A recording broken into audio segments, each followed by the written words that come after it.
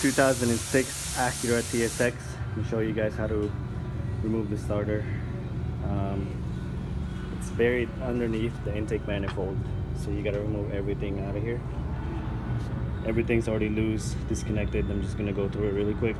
First step, disconnect the negative battery. Second step, disconnect the upper radiator hose. I already drained the fluid out. I already drained it out. Disconnect the coolant reservoir. It'll have 1-2 bolts right there. Then it'll just slide right out. Next step is disconnect this little, I think that's your air temperature sensor. Disconnect that. You'll have a metal bracket in the throttle body. I think it's just Phillips head. Loosen it up. Once you loosen it, it'll pop right up. This will pop out, and this should come out too, right here, right there. Put that to the side. Then you'll have a vacuum line with this little clip. Pull that out. We'll get a 10mm right here. Take that out. That's holding the wiring harness. And then disconnect this connector. And then this one is missing the bolt for the bracket, but usually it has a 10mm right there. Take that 10mm off, so you got more room to move the wiring harness.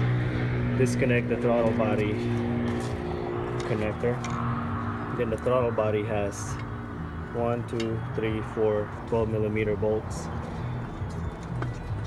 Take that out. Careful not to damage that right here if you're gonna reuse the gasket. Now the throttle body itself, it's got 1,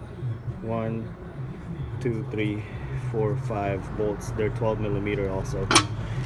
And don't forget, right at the bottom, I'll show you in a little bit, there's gonna be one metal bracket holding it, and I think it's a 12mm also. Take that off, because you're not going to be able to pull it out without removing that. Once you pull it out, it should just come right out.